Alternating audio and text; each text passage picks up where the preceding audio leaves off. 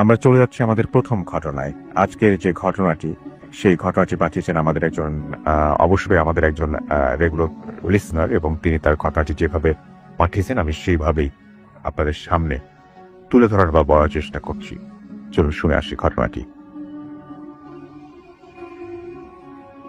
বিসমিল্লাহির রহমানির রহিম। যেভাবে লিখেছেন সেভাবে পড়ছি। প্রিয় রাসেল ভাই, আসসালামু আলাইকুম রহমতুল্লাহ। আশা করি ভালো আছেন আর আপনি সবসময় ভালোর দলেই থাকেন। ভূত এফএমের সকল সদস্য এবং বিশেষ করে ভূত এফএম টিমকে অনেক শুভেচ্ছা ও কৃতজ্ঞতা জানাই। আমার নাম মোহাম্মদ মানিক। আমি দেশের বাইরে থাকি।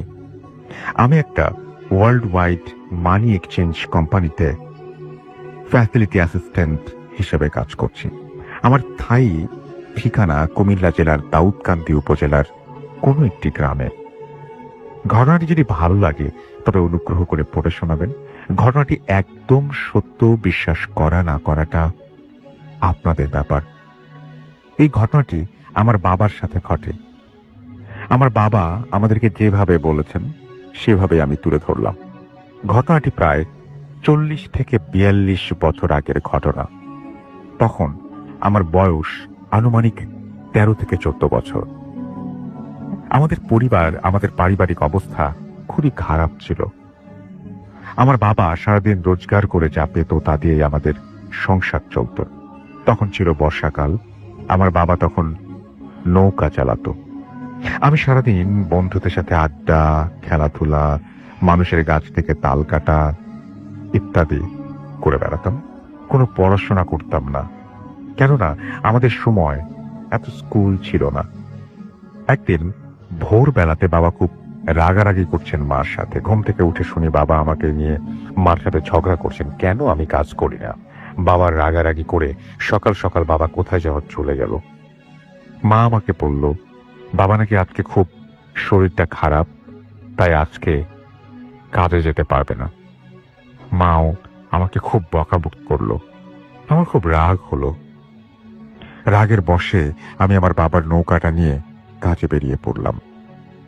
আমাদের স্থানীয় একটি বাজারে নৌকার ঘাটে গিয়ে মানুষদের নিয়ে তাদের বাড়ি বাড়ি পারাপার করতে লাগলাম। বর্ষার মৌসুম, তাই চারিদিকে পানি আর পানি। সারাদিন রাগের বশে আমি না খেয়ে ভাড়া মারি, অনেক টাকাও পাই। দিনের তখন পরন্ত বিকেল। আমি তখন নৌকা ঘাটে বেঁধে বসে আছি। তখন একজন লোক আসে এবং আমার নৌকার কাছে চলে আসে। এসে আমাকে বলে ভাড়া যাবে। লোকের সাথে আরো দুজন লোক ছিল। আমি বলি কোথায়? সে আমাকে বলে বাজারের নাম এবং আমাদের এখান থেকে 10-12 মাইল দূরে। আমি বলি যাবো। ভাড়ার টাকা কত দিবেন তা মিটিয়ে তাকে নিয়ে আমি রওনা হলাম।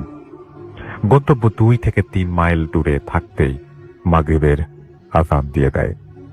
যথারীতি তাদেরকে তাদের গন্তব্যে পৌঁছে দেই। তারা আমাকে টাকা দিয়ে নেমে যায়। আমার খুব ক্ষুধা পায়। নৌকা ঘাটে বেঁধে রাস্তার পাশে একটা দোকান থেকে কলা আর রুটি কিনে আমার নৌকা এসে শুয়ে থাকি। চারিদিকে হালকা অন্ধকার নেমে আসে। আকাশে চাঁদ ছিল।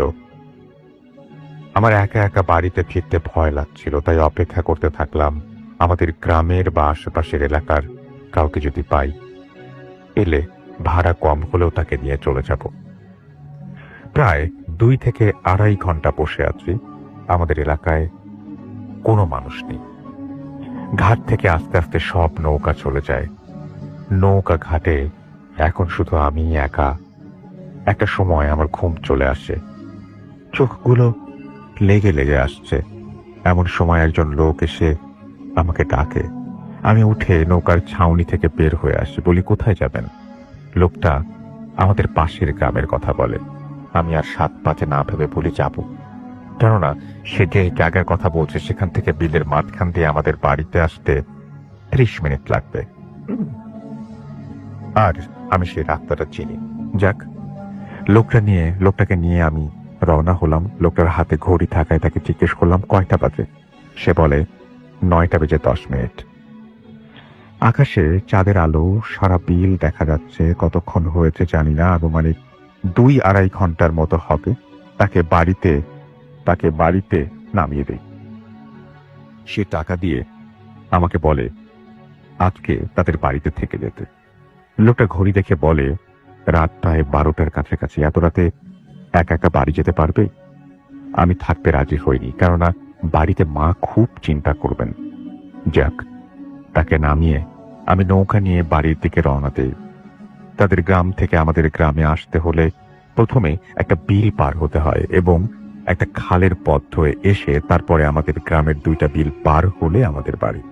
আমি নৌকা নিয়ে বিলের ধারে পরিষ্কার কোনো আগাছা না থাকায় বেয়ে চলি। এই ধারটা খালে গিয়ে নেমেছে, আর খালের ওই পারে একটা বড় কবরস্থান। আমি উত্তর থেকে দক্ষিণ দিকে যাচ্ছি। চাঁদের আলোয় সবকিছু দেখা যায়। হালকা হালকা বাতাস বইছে। আমার ভেতর থেকে ভয় দূর করার জন্য আমি আস্তে আস্তে গান গাচ্ছি আর নৌকা বেয়ে চলছি। কিছুটা দূর থেকেই আমি দেখতে পাচ্ছি খালের ওপর পারে কি যেন চলছে। আমি মনে মনে চিন্তা করলাম, হয়তো খাড়া জালে মাছ ধরার একজনের বড় জাল, সেই জালে হয়তো লোকেরা মাছ ধরছে। আমি আরো এগিয়ে আসলাম। এখন ভালো করে খেয়াল করে দেখলাম এটা কোনো খরা জাল নয়, সাদা সাদা কাপড় পরা অনেক লম্বা লম্বা অনেকগুলো মানুষের মতো। আমার ভয় লাগতে শুরু করে। আমি নৌকাটা থামিয়ে দেই। হঠাৎ কোথা থেকে যেন অনেক জোরে বাতাস চালু হয়ে যায়। বাতাসে ধাক্কা মেরে আমার নৌকাটা খালের পাশে নিয়ে আসে।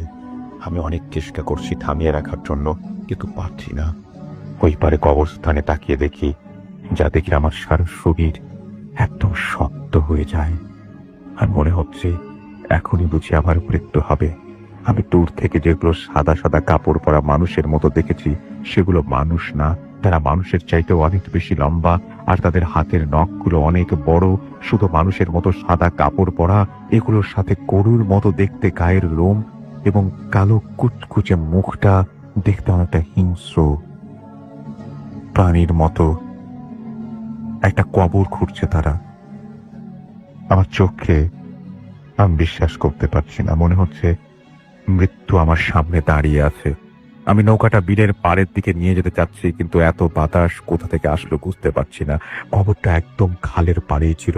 আচমকা বড় বাতাস এসে আমার নৌকাটা ঠিক কবরের ছাদে গিয়ে ধাক্কা খায়। আমার জন্তুগুলো আমার দিকে তাকায়। তাদের হিংস্র চোখগুলো দেখে আমি আর সহ্য করতে পারি না।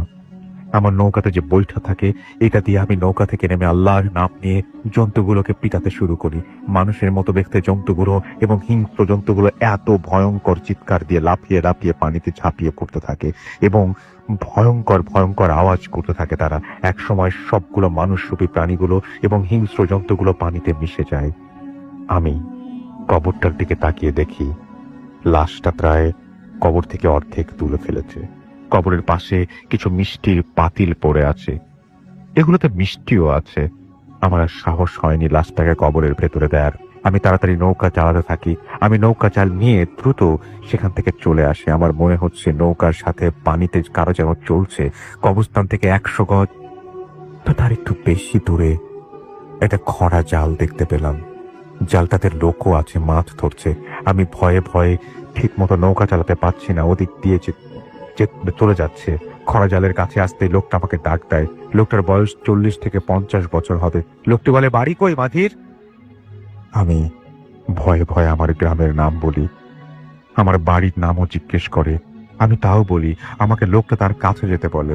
আমি ভয়ে ভয়ে বলি, কেন কাকা, আমার তাড়াতাড়ি বাড়িতে যেতে হবে। আমি তো আপনার জালের কোনো ক্ষতি করিনি। লোকটি অনেক ধমকের সুরে বলে তার কাছে যেতে। আমি নৌকাটা ঘুরিয়ে জালের কাছে যাই। খরা জালের মধ্যে এক ধরনের টং থাকে, বিশ্রামের ছাউনি ঘর। লোকটা টং থেকে আমার নৌকায় এসে আমাকে পানিতে নামতে বলে। আমি বলি, কেন, কি হয়েছে? লোকটি অনেক বড় বড় চোখে আমাকে ধমক দিয়ে দেয়। আমি ভয়ে পানিতে নামি। লোকটা একটা হাত ধরে রেখেছে। আমি পানিতে ডুব দিলে কেমন যেন একটা চিৎকারের আওয়াজ কানে আসতে থাকে। মনে হচ্ছে অনেকগুলো জন্তু একসাথে চিৎকার করছে। আমি ভয়ে ভয়ে তাড়াতাড়ি গোসল করে পানিতে উপরে উঠে যান। লোকটা তার এখান থেকে একটা লুঙ্গি এনে আমাকে পরতে দেয়। তারপর আমাকে বলে, কবরস্থানে কি করছো তুমি? জবাবে আমি বলি, কিছু করার তাই তো কাকা। লোকটা আমাকে ধমক দিয়ে বলে, নৌকা খরা জালের বাঁশের সাথে ভালো করে বাঁধো, জালের টঙে ওঠো। আমি নৌকাটা বাঁশের সাথে বেঁধে তার সাথে টঙের ভেতরে গেলাম। টঙের ছাউনিটা একটু বড়ই ছিল। লোকটা আমাকে এক বোতলে কি একটা পরে সরিষার তেল দিয়ে বলে গায়ে ভালো করে মাখতে, পা থেকে মাথা পর্যন্ত। তেলটা দেওয়ার সাথে সাথে আমার শরীরে জ্বর চলে আসে। আমার শরীরে এত জ্বর আসে যে আমি জ্বরে কাঁপতে থাকি। লোকটা টঙের 2টা কাঁথা ছিল, এগুলো দিয়ে আমাকে পেটিয়ে শুইয়ে দেয়। আর লোকটা বিড় করে কি যেন পড়ছে আর ফু দিচ্ছে। ফু দেওয়ার সাথে সাথে আমার শরীর আরো বেশি জ্বর আসছে। আমার শরীর কাঁপুনি বাড়তে থাকে। তখন রাত কয়টা বাজে সেটা জানা ছিল না, তবে খুব গভীর রাত ছিল। আমার জ্বরের মাত্রা এত বেশি পরিমাণে হয় যে খরা জালের টংটা মনে হচ্ছে এখন ভেঙে যাবে। আমি কাঁপতে কাঁপতে শোয়া থেকে উঠে যাচ্ছি। বারবার মুরব্বী লোকটা আমাকে কাঁথা দিয়ে জড়িয়ে আবার শুইয়ে দিচ্ছে। কিছুক্ষণ পরে আমার ছেলে আসে নৌকা দিয়ে কোথা থেকে যেন। আমি তার ছেলেকে টঙে আসতে বলে এবং জড়িয়ে শুয়ে রাখার জন্য। দুজন আমাকে কাঁথা দিয়ে জড়িয়ে রেখেছে। আমার আর মুরব্বী দোয়া পড়ছে। টঙের নিচে পানিতে মনে হচ্ছে অনেকগুলো বড় বড় মাছ পানিতে একসাথে ঝাপটালে যেমন শব্দ হয় তেমন হচ্ছে। মাছগুলো মনে হচ্ছে সব ভেঙে চুরে ফেলবে। প্রচুর বাতাসও বইছে। মুরব্বী লোকটা তার ছেলেকে বলে পানি বা টঙের বাইরে যা কিছু হোক ওকে ছাড়বি না। মুরব্বী লোকটা আওয়াজ করে দোয়া পড়ে এবং সূরা পড়ে যাচ্ছে এবং আমাকে বারবার নাকে মুখে সরিষার তেল দিয়ে যাচ্ছে। আশেপাশে কোথাও কোনো বাড়িঘর ছিল না যেখানে আমাকে নিয়ে যাবে। আর পানিতে যে সব শব্দ আর তীব্র বাতাসে আর যা কিছু অঘটন ঘটবে তাই আর সাহস করেনি লোকটা। এভাবেই সারা রাত মুরব্বী আর তার ছোট ছেলেটা আমার সাথে ধস্তাধস্তি হয়। যখন ফজরের আজান আমার কানে চলে আসে তখন আচমকাই আমার শরীর থেকে জ্বর চলে যায়, বাতাসও থেমে যায়, পানিতে যে শব্দ হচ্ছিল তাও থেমে যায়। এক কথায় চারিদিক একদম শান্ত। মুরব্বী তার ছেলেকে বাড়িতে যেতে বলে খাবার নিয়ে আসতে। ছেলেটি বাড়িতে চলে যায়। আমার সারা শরীরে তেলে ভেজা ছিল, তাই মুরব্বী আমাকে পানিতে নেমে গোসল করতে বলে। আমি গোসল করি এবং মুরব্বীর সাথে ফজরের নামাজ পড়ি। তারপর লোকটা আমাকে রাতের ঘটনার কথা বলে। আমাকে বলে, তোমার সাহস কত, তুমি এগুলোকে মারছো? আমি এখানে 15 বছর ধরে খরা জাল দিয়ে মাছ ধরি। এই কবরস্থানে কত কিছু আসে, তল বেঁধে বেঁধে আসে, এরা কত কিছু খায়। তুমি কি দেখেছো? আমি প্রতিদিন এর চাইতেও অনেক বেশি দেখি। তারা আমার জালের কাছে আসে, আমার ডোলা থেকে মাছও নিয়ে যায়। আমি কিছু বলি না। তুমি যেটা দেখেছো গতকালকে সকালে এই লাশটা কবর দিয়েছে। তারা আসছে ওই লাশটা খেতে। তারা যখন আসছে আমি তখন প্রথমেই দেখেছি, কিন্তু আমি কিছু বলি না। আর তোমার সাহস কত মিয়া, তুমি এগুলোকে মারছো? তোমাকে যদি আমি ছেড়ে দিতাম তাহলে তুমি সামনের বিলটাতে গেলেই তোমাকে শেষ করে ফেলতো। পানিতে আওয়াজ শুনোনি তাদের? তোমার কপাল ভালো, বাবা মার দোয়ায় বেঁচে গেছো। আর আমি তোমার বাবা মাকে চিনি। তোমার বাবা প্রায় এখানে ভাড়া মারতে আসে। জীবনে আর কখনো এইসব জিনিসের উপরে হাত তুলবা না। কথা বলতে বলতে তখন অনেক পরিষ্কার হয়ে গেছে আকাশটা। ছেলেটা এতক্ষণে খাবার নিয়ে চলে আসে। মুরব্বী আমাকে খাবার খেতে বলে। আমি খাবারগুলো খাই। খাবার শেষ করে আমি মুরব্বী তার ছেলেকে অনেক ধন্যবাদ জানাই। আসার সময় মুরব্বী আমাকে একটা কালো সুতো পরিয়ে দিয়ে ফু দিয়ে আমার ডান হাতে বেঁধে দেয়। আমি বাসায় চলে আসি। মাকে সব ঘটনা বলি। মা আমাকে হুজুরের কাছে নিয়ে ঝাড়ফুঁক করায়। পরে আমার আর কিছু হয় না। এই ছিল আমার ঘটনা। ভালো লাগলে পড়ে শোনাবেন। বর্তমানে আমার বাবার শারীরিক অবস্থা ভালো না। সকলের কাছে দোয়া চাই যাতে আল্লাহ আমার বাবাকে সুস্থতা দান করেন। কাজের ব্যস্ততার কারণে লেখার সময় পাই না, তবুও লিখে ফেললাম। যদি কোনো ভুল হয় ক্ষমার দৃষ্টিতে দেখবেন। আমার কাছে আরো অনেক ঘটনা আছে আমার বাবার সাথে ঘটে যাওয়া।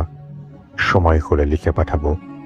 আর যদি দেশে যাই তবে অবশ্যই স্টুডিওতে গিয়ে আমি ঘটনা শেয়ার করব। ভালো থাকবেন। তারপরে তিনি তার ঠিকানা দিয়েছেন। বর্তমানে তিনি আছেন বাহরাইনে এবং তার ঘটনাটি আমি আপনাদের পড়ে শোনালাম। সেটা হচ্ছে আমাদের প্রথম অতিথির কাছে চলে যাব, তার কাছে একটা ঘটনা শুনে আসবো। আপনার নামটা আপনি প্লিজ একটু আমাদেরকে বলবেন এবং তারপরে আপনার ঘটনায় যাব আমরা। আসসালামু আলাইকুম। আমি মোহাম্মদ মোস্তাফিজুর রহমান রোমেল, এসেছি পুরান ঢাকা লালবাগ থেকে। ওকে। আমার সাথে ঘটে যাওয়া বেশ কিছু ঘটনা আছে। সেখান থেকে আমি একটি ঘটনা আপনাদের সাথে শেয়ার করবো আজকে। জি। সেটা হচ্ছে আমার সামনেই ঘটে যাওয়া ঘটনাটি। আমি সরাসরি চলে যাচ্ছি আমার ঘটনায়। জি। ঘটনাটি ঘটে আমার মামির সাথে। সেখানে আমি ছিলাম উপস্থিত, সেই ঘটনাটাই আমি আজকে আপনাদের সাথে শেয়ার করছি। স্বাভাবিকভাবেই কর্মদিবস ছিল সেদিন। আমি অফিস থেকে বাসায় ফিরি। আমার বাসা থেকে মামার বাসা কাছেই, জাস্ট একটা রাস্তার দূরত্ব। অফিস থেকে আসার পর মা বললো তোর মামা ফোন করেছিল, ওনাকে একটু কল দিও, জরুরি কিছু বিষয় মনে হয়, একটু কল দিতে বলেছে, জরুরি ভাবে। তো আমি ফোন দিলাম মামাকে, আপনার দিয়েই। মা বললো তুই একটু তাড়াতাড়ি পারলে এখনই চলে আয়, তোর সাথে একটু কাজ আছে। জি। তো আমি চলে গেলাম, সাথে সাথে মাকে বলে গেলাম আমি মামার ওখানে যাচ্ছি। এটুকু বলে আমি বের হয়ে গেলাম। মামা উপরে গিয়ে মামার সাথে দেখা করলাম। মামা আমাকে তার ড্রয়িং রুমে নিয়ে গেলেন। স্বাভাবিকভাবে একটু বললাম যে তোর মামির সাথে কিছুদিন যাবত একটু কেমন যেন আচরণ করছে, তো একটু তোর একটু দরকার। আমি বললাম কি ঘটনা মামা, আমাকে একটু বুঝিয়ে বলেন, তাহলে আমি দেখি আপনার কোনো হেল্প বা কোনো কিছু করতে পারেন কিনা। রাইট। তো বললো তোর মামি কিছুদিন যাবত দেখছি কেমন যেন আচরণ করছেন, জি। হঠাৎ করে রেগে যায়, কথা ঠিক মতো বলে না, চোখগুলো কেমন যেন হয়, আর স্বাভাবিক খাবার খেলে অন্যরকম কিছু খেতে চায়, যেগুলো মানুষ খাওয়ার যোগ্য না, এরকম কিছু। আমি বললাম কেমন? বললো যে এমন তো কিছু না, তেমন তো কিছু দেখিনি, তবে কয়লা খেতে চায় বারবার। কয়লা? জি, কয়লা খেতে চায়। আমি বললাম এটা কেমন? বললাম তুই তোর একটু দরকার, এই কারণে আমি একজনকে ডাক দিয়েছি, উনি আসছে, আমাকে আনতে গিয়েছে। আমাকে আনতে গিয়েছে, একটু অপেক্ষা কর, উনি চলে আসবে, চলে আসলে ওনার সাথে আমি থাকবো, তুই যা শুধু আমার সাথে একটু সঙ্গ দিস, এই আরটুকু, আমি একটু ভয় পাচ্ছি তো বিষয়টুকু। ঠিক আছে মামা, সমস্যা নেই, আসুক। তো এর মাঝে আমি মামির রুমে গেলাম, মামিকে দেখি যে না উনি স্বাভাবিকই আছেন, আরো বেশ কিছু গেস্ট এসে পড়ছেন ওনাকে দেখার জন্য। আমি বললাম মামা মামি তো দেখি যে ঠিকই আছেন। বললো ঠিক আছে, ঠিক আছে, এখন ঠিক আছে, কিন্তু একটু পর দেখি চেঞ্জ হয়ে গেছে। আমি বললাম কেমন? বললো তুই সামনে একটু কয়লা এনে ধর, দেখ চেঞ্জ হয়ে যাবে। আমি বললাম না তাহলে থাক, যাকে ডাক দিয়েছেন উনি আসুক, ওনার সাথেই না হয় আমি দেখবো না বাকিটুকু। তো কিছুক্ষণের মধ্যে তান্ত্রিক টাইপের একজন লোক আসতেন। স্বাভাবিকভাবে নর্মালি যেরকম তান্ত্রিক থাকে, লম্বা জুব্বা পরা, কালো রঙের, মাথায় জট বাঁধা চুল, গলায় মোটা ধরনের একটু মালার ধরন। দেখে একটু ভয় পেলাম আমি, যে আসলে সরাসরি কখনো এরকম দেখিনি, তো কোথাও যাইনি এরকম, একটু ভয় পেলাম। তখন মামা তান্ত্রিককে সবকিছু খুলে বললেন যে উনি এরকম আচরণ করছে, ব্যাস ওনাকে কি করা যায়। তো তান্ত্রিক বললো আসলে আমার তো আসনে বসতে হবে, বসে তারপরে আমি পুরো বিষয়টা উপলব্ধি করে তারপরে আমি কি সমাধান দেওয়া যায় সেটা আমি দিব। বললো যে ঠিক আছে, তাহলে আপনি আপনার জন্য কি কি লাগবে? বললো যে আপাতত তুই কয়েক 5 পদের মিষ্টি আন, একটু দামি ধরনের মিষ্টি আনতে হবে, আর কিছু গোলাপ জল, আগরবাতি, মোমবাতি আর ফুলের মালা। আচ্ছা। এগুলো একটু জোগাড় কর, আমি এর মধ্যে আমি আমার প্রস্তুতি সম্পন্ন করছি। জি। তো সেগুলো আনার জন্য একজন লোক চলে গিয়েছেন, কিছুক্ষণের মধ্যে এগুলো নিয়ে আসলেন। নিয়ে এসে আলাদা একটা রুমে নিচে ওনারই নিয়ে আসা একটা কাপড় আসনের মতো উনি সেটা বিছালেন। আর যে দ্রব্যগুলো এনেছেন, মিষ্টি বা আদার্স যে জিনিসগুলো, সেগুলো উনি মোটামুটি সাজালেন। সাজানোর পর আমাকে এবং মামাকে, আর সাথে আরেকজন আমার ফ্রেন্ড ছিলেন, ওনাকে বললেন আমি সবকিছু তৈরি করেছি, এখন আমি আসনে বসবো। আসনে বসার পর আমার সাথে যা ঘটবে সেটা আমার সাথেই ঘটবে, আপনাদের ভয় পাওয়ার কিছু নেই। আচ্ছা। জাস্ট শুধু আপনাদের জায়গাটুকুতেই থাকবেন, আর আমাকে টাচ করারও দরকার নেই, আমাকে ধরারও কিছু দরকার নাই। আমি যদি পড়েও যাই, জাস্ট শুধু আমাকে একটু তুলে দেবেন, আর কিছু লাগবে না। মা বলল যে ঠিক আছে। এদিকে সবকিছু প্রস্তুতি সম্পন্ন করার পর ঘরের আলো নিভিয়ে দেওয়া হলো, একেবারে অন্ধকার, যা শুধু একটা মোমবাতি জ্বালানো হলো। তো ওই সময়টায় আমি একটু বেশি নার্ভাস হয়ে গেছি, ভয় পাচ্ছি যে কি থেকে কি হয়। একবার তো ভেবেছিলাম যে চলে যায় এখান থেকে, কি থেকে কি হয়ে যায়, পরে ফ্যামিলিগত কোনো সমস্যা হবে কিনা, বা মা ওখানে টেনশন করবে কিনা। তারপর একটু চিন্তা যে না, এসে যখন পড়েছি, এত দূর যখন আসছি, একটু দেখেই যাই কি হয়। তো ওইভাবেই শুরু হলো। কিছুক্ষণ তান্ত্রিক কিছুক্ষণ কিছু মন্ত্র আর আমাদের ইসলাম ধর্মের কিছু সূরা পাঠ করতে করতে হঠাৎ উনি বেহুশ হয়ে পড়ে গেলেন, কাঁপতে কাঁপতে থাকলেন। তো ওনাকে তুলে ধরে শুধু বসিয়ে দিলেন মামা। বসিয়ে দেওয়ার পর ওনার কণ্ঠস্বরও চেঞ্জ হয়ে গেল। উনি তখন অন্য একটা কণ্ঠে বলল যে, তুই কে? তুই কে? কোথা থেকে আসছিস? কি করছিস? কেন আসছিস এখানে? কি চাস তুই এখানে?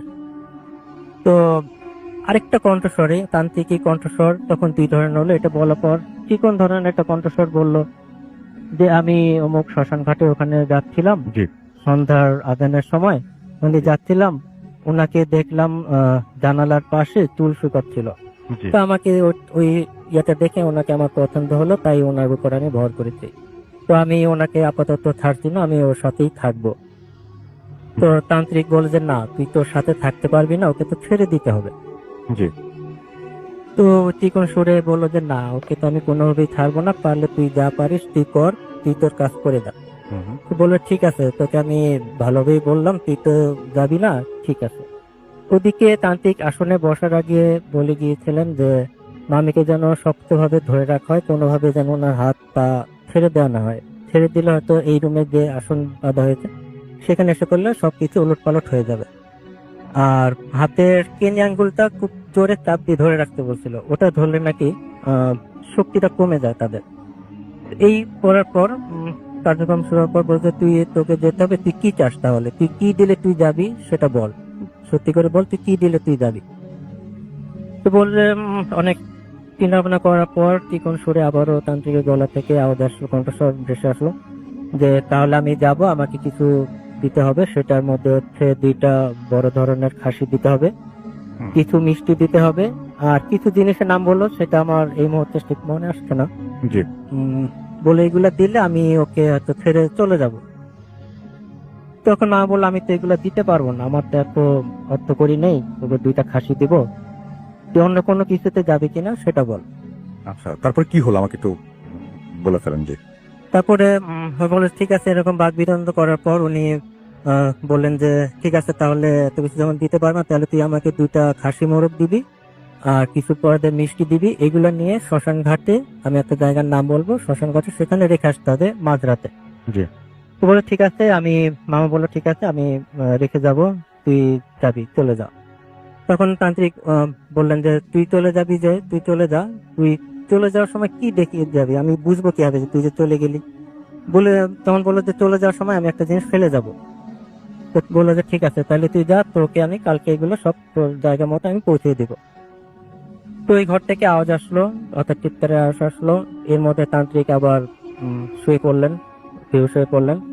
তখন স্বাভাবিকভাবে কিছুক্ষণ পর উঠে বসলাম। উঠে বসে তো যে ওই ঘরে গিয়ে দেখ সবকিছু মনে হয় স্বাভাবিক হয়ে গেছে।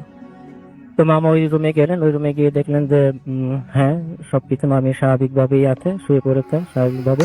এবং যাওয়ার সময় একটি জুতা নাকি কামড় দিয়ে রেখে গিয়েছে বাইরে ফেলে। তো কে ফেলে রেখেছে সেটার দিকে আর কেউ নজর দেয়নি। হুম এই ছিল আর কি। তো তান্ত্রিক সবকিছু ঠিক হয়ে যাওয়ার পর আমি চিন্তা করছিলাম যে এটা তো সাজানো হইতে পারে। আমি তখন একটু অবিশ্বাসী করলাম যে এটা কেমনে কি হলো। তখন স্বাভাবিক হওয়ার পর তান্ত্রিক আমাকে দিকে তাকালেন, তাকিয়ে বললেন, তুই দিকে আয়, তোর কোমরে কি? এমন আমার কোমরে কি, সেটা তো আমার মা দিয়েছে, আমি ওখানে রাখি আর কি, কোমরেই থাকে সবসময়। কই, তোর কোমরে যেটা আছে সেটা তো তোর মামিকেই দিতে পারি, তোর মামিকে দিলে তো আজকে এই ঘটনা ঘটে না। এবং ওটা ওটা মামাকে আর রেখে দাও। এটা যাওয়ার কথা না, রাইট? জি, এটা আমি সেখানে আমি অবাক হয়েছি যে আমার কোমরে কি আছে সেটা তো ওনার জানার কথা না। আর ওনার সাথে আমার দেখাই হয়েছে সেই দিন প্রথম, জি। এর আগে কোথাও দেখা হয়নি, এর আগে কোনো কথাবার্তা হয়নি। তো মোটামুটি এইটুক করার পর তান্ত্রিক বললো যে, তাহলে ওইগুলো সবকিছু অ্যারেঞ্জ করেন, অ্যারেঞ্জ করলে আমি সেটা শ্মশানের যেখানে রাখতে বলেছি আমি সেটা রেখে আসবো আমার লোক দিয়ে। আপনারা তো সেখানে যেতে পারবেন না, ভয় পাবেন, আমাকে দিয়ে দেন, আমার সেখানে রেখে আসবো। এরপর উনি 4টা তাবিজের মতো দিলেন, বললেন যে 4টা তার কোনায়, ঘরের তার কোনায় দিয়ে দিতে, তাহলে আপাতত ঘরটা বন্ধ থাকে, মামির আর কোনো সমস্যা হবে না। মোটামুটি এই ছিল আমার দেখা ঘটনাটি, অনেক যেটা ধন্যবাদ আপনাদের সাথে আপনাকে। শেয়ার করলাম। অনেক ধন্যবাদ আপনাকে। আমি এখন যেটা করব সেটা হচ্ছে সরাসরি চলে যাবো হাফেজ মাইনুদ্দিন ভাইয়ের কাছে, রিসেন্টলি তার সাথে একটা ঘটনা তিনি এক্সপেরিয়েন্স করেছেন, যেটা তিনি আমাদের সাথে শেয়ার করবেন। চলুন শুনে আসি তার কাছ থেকে। অন্তিম ভাই কেমন আছেন? আসসালামু আলাইকুম। ওয়ালাইকুম আসসালাম। আলহামদুলিল্লাহ ভালো আছি। আমি আজকে যে ঘটনাটা শেয়ার করতে যাচ্ছি সেটা অল্প কদিনেরই। তা মাদ্রাসার মেয়ে ও উজিফা একটা বই থেকে জিন কিভাবে হাজির করতে হয় সেই আমলটা সে করছে। সে যখন বইটাতে দেখতে জিন হাজির করার আমলটা, তখন তো ওর ভিতরে একটা আগ্রহ জন্মে যে জিন হাজির করবে।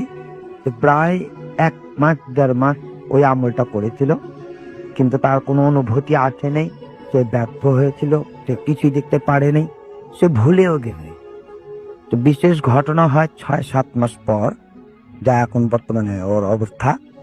তো 6-7 মাস পর তার সাথে এই ঘটনা ঘটে। সে অল্প কয়েকদিন আগে তাকে রাত্রিবেলায় তার কাছে আসে এবং সে তার নাম ধরে ডাকে, বলে যে তুমি যে আমাকে স্মরণ করতেছিলে, তুমি যে আমাকে ডাকতেছিলে, আমি আসছি, কিন্তু আমার সাথে দেখা করতে হলে, আমাকে হাজির করতে হলে তোমাকে হাজি সাহেব, হাজি ব্যক্তিরা যেভাবে এহরাম বাঁধে, তোমার গায়ে এভাবে এহরাম বাঁধতে হবে, চোখে সুরমা পড়তে হবে, খুশবু লাগাতে হবে এবং কাঁচা ফুলের মালা দিয়ে ঘরটাকে সাজাতে হবে।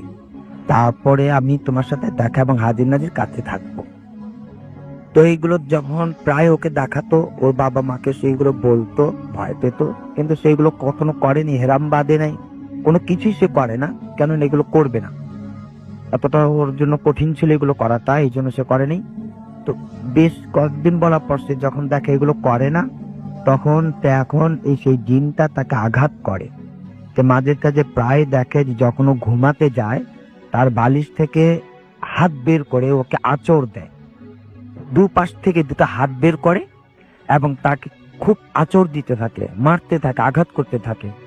প্রায় আবার এমন সময় দেখা যায় ও বলতে যে দেহ ছাড়া শুধু মাথাটা চলে আসে, ওর মাথাটা এসে ওর মেয়েটার নাম উর্মি, চুল ধরে টান দিয়ে উঠাতে থাকে যে আমাকে যে তুমি জ্বালাইতেছো, আমাকে যে জ্বালাইছো, তুমি এখন আমাকে কেন কাছে ডাকো না?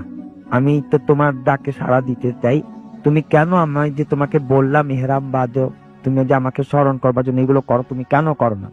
আমার তো সমস্যা হইতেছে, আমার প্রচন্ড জ্বালাতন হইতেছে, তুমি আমাকে জ্বালানোর পরে কেন আমাকে কাছে নাও না?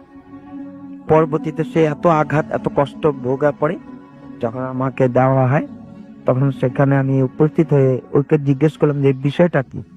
তখন মেয়ে আমাকে প্রথম বলে যে আমি জিন হাজির করার জন্য একটা আমল করেছিলাম, যা আমার কখনো ভুলে গেছি, যা স্মরণ নেই, কিন্তু বর্তমানে এই পরিস্থিতি চলতেছে। তখন আমাদের জিন আনা হয়। তো এখন উনি বলতেছে যে আমি যাবই না, আমাকে স্মরণ করার যেহেতু হয়েছে, আমি ওকেই ওর সাথে হাজির নাজির থাকতে চাই, ওকে বলে এগুলো করার জন্য, আর নতুবা ওকে আমি সমস্যা করে ফেলবো। পরবর্তীতে আবার বলছে যে ঠিক আছে, আমার নামে এরকম বক্সে দাও, কিছু গরিব মিসকিনদের খাওয়াইয়ে দাও, ঘরের মধ্যে দুয়ার মাহফিল করে দাও এবং আমাকে আর কি আমার কাছ থেকে মাপ চেতে বলো, ক্ষমা চেতে বলো, তারপর আমি যাব। আর নতুবা আমি কোনোদিন ওকে ছাড়বো না, আমি ওকে আঘাত করেই যাব। এই অজিফা দেখে জিনা হাজির করার জন্য পরিকল্পনা করেছিল, যখন সে ভুলে গেছে, স্মরণ নেই, তখন সে উনি এইভাবে জ্বালাতন করতেছিল। তখন আলহামদুলিল্লাহ সামনে এইগুলো ক্ষমা চাওয়ার একটা প্রোগ্রাম করবে, জি, আশা করি ইনশাআল্লাহ সে মুক্ত পাবে। Thank you so much. আপনার ঘটনার জন্য আপনাকে অনেক ধন্যবাদ এবং আশা করছি যে এই ঘটনাটি আপনাদের ভালো লেগেছে।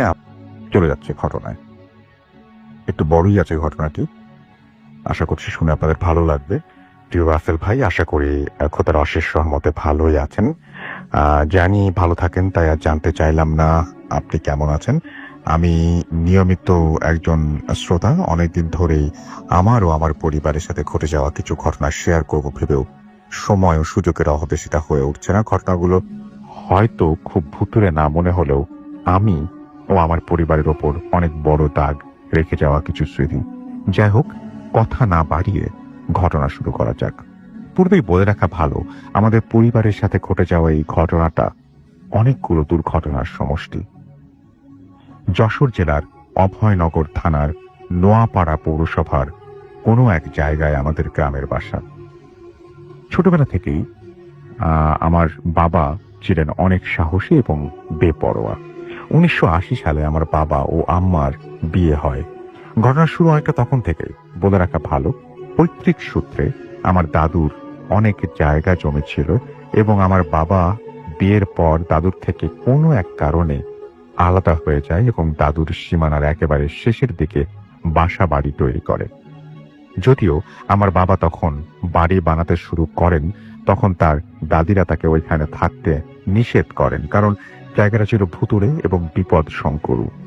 কিন্তু বেপরোয়া ও সাহসী হবার কারণে বাবা কারো কথার তোয়াক্কা না করে ঘর তোলেন। আমার দাদার মুখে শুনেছি যে আমাদের বাড়ির সামনে দিয়ে কোনো এক আমলে এক নদী ছিল এবং আমাদের বাড়ির ওইখানে ছিল শ্মশান ঘাট। আশ্চর্যজনক হলেও সত্য যে এখনো ওখানকার সকল পুকুরগুলো একই সারিতে আছে এবং একইভাবে ভৈরব নদীতে মিশেছে। যাই হোক, ওখানে এক শিমুল গাছ ছিল শুনেছি, যেটা ছিল অনেক বড় এবং পুরনো, এবং তার নিচ থেকে নাকি বিভিন্ন সময় বিভিন্ন খাবারের গন্ধ পাওয়া যেত। যাই হোক, বাড়িতে থাকা শুরু করার পর থেকে আব্বু এবং আম্মু অনেক অদ্ভুত ও ভুতুড়ে ঘটনার সম্মুখীন হয়। যেমন কখনো রাতে বাইরে বেরোলে দেখতে পেত বিশাল সাইজের কালো গরু অনেক বড় উঁচু উঁচু গাছের মগডাল ভেঙে পাতা খাচ্ছে, কখনো বা ছায়া মূর্তি। রান্নাঘরে মাছ ভাজির সময় জানালা দিয়ে কেউ হয়তো বা যাচ্ছে, ইত্যাদি। ঘটনাগুলো অদ্ভুত শোনা গেলেও এটাই সত্যি। এবার প্রকৃত ঘটনায় আসছে। পূর্বে উল্লেখ করেছি শিমুল গাছটি আমাদের অনেক ক্ষতি করত, যেমন ওটার জন্য নিচে পুকুরের ছায়া পড়ত, যেটা পুকুরে মাছ চাষের অন্তরায় হয়ে দাঁড়ায় এবং অনেকগুলো গাছেরও ক্ষতি করত। এরকম নানাবিধ কারণে স্থান সংকুলন না হয় আব্বু সিদ্ধান্ত নিয়েছিলেন যে গাছটা কেটে ফেলবেন। কিন্তু বাবা যখন গাছটি বিক্রি করে দেন, তখন এক রাতে সুবহে কাদিকের সময় তিনি উপলব্ধি করেন কে যেন তার জানালার কাছে এসে ভারী কণ্ঠে বলে, গাছটি কাটিস না, তোর অভাবগুলো হবে। এই কথা শোনার পর, যেহেতু গাছটি ছিল অনেক পুরনো, তাই তিনি আমার দূর সম্পর্কের এক দাদু, যিনি পেশায় ফকির, তার কাছে যান এই খবর নিতে যে গাছটি কাটলে কোনো ক্ষতি হবে কিনা। কিন্তু তিনি জানেন না, তিনি জানান যে তিনি জিনের মারফত জানতে পেরেছেন পাশে আরো অনেক বড় বড় শিশু গাছ আছে, সুতরাং কোনো প্রবলেম হবে না। যেই শোনা সেই কাজ। গাছটি কাঠুরিয়া যখন কাটা আরম্ভ করে, সেখান থেকেই ঘটনা শুরু আমাদের পরিবারের সাথে। বোধ রাখা ভালো, আমরা ছিলাম 2 ভাই ও 2 বোন। আমার ছোট বোন, আমি সবার ছোট, এবং তখন আমি জন্মগ্রহণ করি নাই। আমার বড় ভাইয়ের বয়স ছিল মাত্র 8 মাস। গাছ কাটা মাত্রই আমার বড় ভাই ও আপুর মারাত্মক অসুস্থ হওয়া শুরু হয় এবং অনেক কষ্টে তারা সুস্থ হন। কিন্তু ঘটনা এখানে শেষ হয়ে যায় না। তখন থেকেই একটার পর একটা ঘটনা ঘটতে থাকে আমাদের পরিবারের সাথে। যেমন ছোট অবস্থায় আমার বড় ভাইয়া একদিন পানিতে পড়ে যায়, যদিও ঘরে পরিবারের লোকজন তাকে উদ্ধার করে। তারপর একদিন সে সবেমাত্র দাঁড়াতে পারে, তখন দেখা যায় সে কি হেলা করছে, আর তার সামনে অনেক বড় একটা সাপ। যদিও তাকে কামড় দেয় নাই এবং পরিবারের লোকজন দেখা মাত্রই সাপটি চড়ে যায়। আরেকটু হলে সে কয়েকবার গাছ থেকে পড়ে যায় এবং তখন সে বলে কি যেন তাকে ধাক্কা দিয়ে গাছ থেকে ফেলে দিয়েছে। এরকমই চলতে থাকে। এরপর ভাইয়া যখন 7 বছর বয়স, আমি জন্মগ্রহণ করি এবং ছোটবেলা থেকে আমিও অদ্ভুত কিছু জিনিস লক্ষ্য করতাম। যেমন আমি অহেতুক ভয় পেতাম, বিশেষ করে আমি একা ঘুমালে অদ্ভুত কিছু স্বপ্ন দেখতাম, যেখানে আমাকে টেনে নিয়ে যাওয়া হতো। আমি উপলব্ধি করতাম কিন্তু আসলে আমি ঘরেই থাকতাম। আমি গভীর রাতে যখনই উঠতাম, তখনই কিছু ছায়ামূর্তির আনাগোনা লক্ষ্য করতাম আমাদের চারপাশে। কিন্তু এই বিষয়টা অনেক ছোটবেলা থেকে দেখতে দেখতে এমন হয়ে গিয়েছিল যে পরবর্তীতে আমি এটাতে ইউজড হয়ে যাই এবং ভয় পেতাম না। আমার ভাইয়া মাদ্রাসায় পড়তেন। যখন তিনি হেফজখানায় ভর্তি হন, কিছুদিন পরেই ঘটে সব থেকে হৃদয় বিদারক ঘটনা। আমি এবং আমার আম্মু তখন ঢাকায় ছিলাম, বাসায় ছিল শুধু আব্বু আর বড় ভাইয়া। গভীর রাতে ভাইয়া একা একা বাইরে যায় প্রাকৃতিক প্রয়োজনে, এবং প্রথম দিকে উল্লেখ করেছিলাম যে শিমুল গাছটি কেটে ফেলা হয়েছে, তার পাশে ছিল শিশু গাছ। সেখানে দেখে যে একটা অবয়ব অনেক লম্বা, পা ঝুলিয়ে গাছের মগ ডালে বসে রয়েছে এবং পা উঁচু করে গাছটির হাতে মাটি ছুঁয়ে আছে। এটা থেকে ভাইয়া অত্যধিক রকমের ভয় পান। তখন সে তাড়াহুড়া করে রুমে ঢুকলে বাবা তাকে জিজ্ঞেস করে কি হয়েছে। তখন ভাইয়া শোনা মাত্রই সেখানে ছুটে যায় এবং আশেপাশের জায়গা ঘুরিয়ে দেখায়, কিন্তু কিছু নাই। তবুও তার ভয় কাটে না। তারপর অনেক প্রচুর কবিরাজ ডাক্তার দেখানো হয়, কিন্তু ভয় পাওয়ার পর থেকে তার বুকে ব্যথার প্রবলেম হয় এবং সেটা থেকে তার পরিত্রাণ মেলে না। পরবর্তীতে কিছুদিনের মাথায় সামান্য ডায়রিয়া জনিত কারণে ভাইয়া পরলোক গমন করেন। ভাইয়া মারা যাওয়ার পর থেকে আমাদের সাথে বিভিন্ন ধরনের ঘটনা ঘটতে থাকে। ইতোপূর্বে ঘটনাগুলো থেকে সেগুলো ভিন্ন। যেমন আমার ভয় পাওয়ার মাত্রা আরো বেড়ে যায়। আমি ঘুমানোর জন্য চোখ বন্ধ করলেই আমি স্বপ্নে দেখি ভয়ঙ্কর জায়গায় চলে গেছি, ভয়ঙ্কর প্রাণীর মুখোমুখি হয়েছি। আমার এই সমস্যা সমাধানের জন্য হুজুর, কবিরাজ ও ডাক্তার দেখানো হয়েছিল, যেখানে হুজুরের সন্ধান পেয়েছে আমার বাবা সেইখানেই গিয়েছে, সেখানকার তাবিজ আমার কাছে রেখেছে, কিন্তু কোনো কিছুতেই কিছু হয় না। এদিকে ঘটনায় এদিকে আল্লাহর কাছে অনেক ডাকাডাকির পর আমি একদিন আব্বু স্বপ্নে দেখলেন কে যেন তার স্বপ্নে এসে বলছে দ্রুত এই বাড়ি ত্যাগ করতে। এখানে বলে রাখা ভালো যে আমার বাবা ছোটবেলা থেকেই 5 ওয়াক্ত নামাজ আদায় করতেন এবং বড় কোনো সমস্যায় পড়ার আগে কেমন যেন টের পেয়ে যেতেন। এদিকে বাড়ি বানিয়ে উঠতে একটু কালক্ষেপণ হওয়ায় আমার বাবা ওই একই স্বপ্ন দেখলেন, কিন্তু এবার ভিন্নভাবে। তিনি দেখলেন যে সাদা কাফন পরা কোনো এক লম্বা অবয়ব তার কাছে এসে বলছে যে তুই বাড়ি ছাড়বি বলে ছাড়ছিস না, তোর আবার অসুবিধা হবে। ঠিক তার পরের দিনে আমি খেলাধুলার সময় পেটে তীব্র আঘাত পাই এবং দম নিতে না পেরে জ্ঞান হারিয়ে ফেলি। তারপর আমার আমাকে নানুর বাড়িতে পাঠানো হয় যতদিন পর্যন্ত বাড়ি তৈরির কাজ সম্পন্ন না হয়।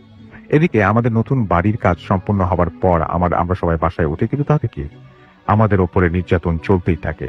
আর একটা ঘটনা বলি, যখন আমার বড় কাকু বেঁচে ছিলেন এবং আমার বয়স 10 বছরের মতো, বাবা এক দাওয়াতে একা একা গিয়েছিলেন এবং আমাকে কাকুর কাছে রেখে যান তিনি। তখন আম্মাও বাড়িতে ছিলেন এবং অসুস্থ থাকায় এদিকে বাবার ফিরতে দেরি হয় এবং বাস দুর্ঘটনায় পড়ে।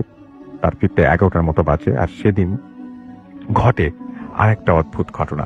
এশার নামাজের পর থেকে আমি শুনতে পাই আমার বাবা বাসায় এসে আমাকে ডাকাডাকি করছেন। দ্বিতীয়বার আমি আব্বু বলে চিৎকার করলে তিনি ডাক শোনেন। এইবার তার ডাক শুনেছিলেন তিনি এবং আমি সেই পুরনো বাড়ির পরিত্যক্ত বাড়ি থেকে সেদিন কিভাবে যেন আমি বড়চাচু আমাকে একা না পাঠিয়ে আমার বড় কাজিনকে আমার সঙ্গে পাঠায় এবং ওর সাথে এসেই হয়তোবা আমি রক্ষা পেয়েছিলাম। বাসায় আসার পর আমাদের দুজনেরই গা ছমছম করে। তৃতীয়বারের মতো আব্বু বলে ডাকলে এর কোনো রেসপন্স পাই না। আমাদের এই অবস্থা শুনে আমার বড়চাচু আমাকে তার কাছে নিয়ে যায়, কারণ তা আমাদের বাসা এবং বড়চাচুর বাসাটা পাশাপাশি। পরে 11টার দিকে আব্বু আসলে সব কথা খুলে বলে এবং যেটা হয় সেটা হচ্ছে যে ইতোপূর্বে আমার স্বপ্ন দেখেন যে 2 কলসি টাকা দিতে চায় আমার বাবাকে, তিনি সে নেননি এবং এক গ্রামে এমন অনেকেই স্বপ্ন দেখেছে এবং তাদের অনেকে নিতে চেয়েছে আর তার 2 সন্তান মারা গিয়েছে। যাই হোক, টাকা নিতে অস্বীকৃতি জানালেও বাবাকে ওই জিনিসটা আমাদের পুরনো বাড়ির একটা রুম ভাঙতে নিষেধ করে এবং সেই রুমটি এখনো আছে। আমার বাবা দেখে 2 কলসি টাকা ওখানে ওই বাড়িটার নিচেই মুভ করছে। তো ছোটবেলা থেকেই আমি পড়তে পারতাম না। নতুন বাড়ি আসলেও যখনই জানালা দিয়ে ওই দিকে চোখ যেত, দেখতাম গভীর রাতে আগুন জ্বলছে বা কখনো কখনো কে যেন গলার মধ্যে ফাঁসি নিয়ে ঝুলে আছে। আমাদের বাড়িটার দূরত্ব এবং পুরনো বাড়িটা থেকে বেশি নয়, বড়জোর 80-100 মিটার হবে। এভাবে অনেক দিন চলার পর আমার বয়স যখন 10 বছর হয় তখন আল্লাহর করুণা লাভ করি। আমাদের নোয়াপাড়াতে একজন বড় পীর ছিলেন, যিনি তাকে সেই সমস্যার সমাধান করেন। তো এইভাবেই তিনি ঘটনাটি লিখেছেন। আরো বেশ কিছু লিখেছেন, তবে আমার মনে হয় যে এইটুকুই যথেষ্ট এবং আশা করছি আপনারা সেটা এনজয় করেছেন এবং এনজয় করলে জানাবেন অবশ্যই। আর যেটা করব সেটা হচ্ছে যে এখন আবারও আমরা অডিও ক্লিপ শুনে আসবো একটা, এবং আমাদের কাছে এরকম অডিও ক্লিপ সচরাচর আসে আপনারা জানেন, এবং আমাদের একজন লিসেনার তিনি এই অডিও ক্লিপটি আমাদেরকে পাঠিয়েছেন এবং আমরা সেটা শুনে আসবো। শুনে এসে তারপরে আবারও ঘটনায় যাব। তো আশা করছি আপনাদের এর পরের ঘটনাগুলো ভালো লাগবে। স্টে টিউনড টু রেডিও ফুর্তি FM এন্ড ডু ফুর্তি। আসসালামু আলাইকুম রাতুল ভাই, আশা করি ভালোই আছেন। আমার নাম রাজু আহমেদ, আমি ভূতিসমের একজন নিয়মিত শ্রোতা। আজ আমি ভূতিসমের মাধ্যমে আমার সাথে ঘটে যাওয়া একটি অভিজ্ঞতা শেয়ার করতে যাচ্ছি। তো রাসেল ভাইয়া, অভিজ্ঞতাটি শেয়ার করার আগে আমি আমার পরিচয়টি দিয়ে নিচ্ছি।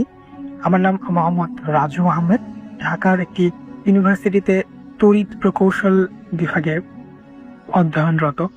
তো আমার দেশের বাড়ি হচ্ছে মানিকগঞ্জ।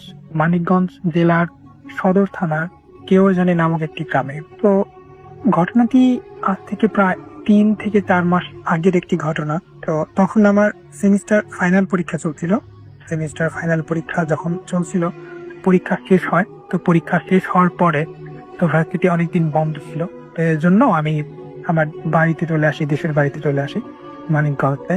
তো আসার পরে ফ্রেন্ডদের সাথে কথা হয়েছিল যে আসার পরে সবাই আবার একসাথে আড্ডা দিব। আমাদের একটা জায়গা ছিল যেখানে আমরা সবাই মিলে আড্ডা দিতাম।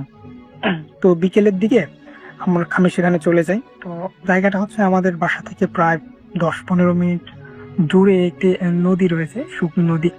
নদীর পাড়েই আমরা আড্ডা দিতাম। তো ওইখানে চলে যাই এবং আমরা সকলে আড্ডা দিতে থাকি, কথা বলতে থাকি। অনেকদিন আসা হয়েছিল না, সেজন্য অনেক কথা জমেছিল, অনেক কিছু ছিল, শেয়ার করতেছিলাম, কথা বলতেছিলাম। তো বিলো করতে করতে আমাদের রাত 8টা-9টা বেজে যায়। তো তখন বাসা থেকে ফোন আসে যে 8টা-9টা বেজে গেছে, তুমি বাসায় ব্যাক চলে আসো।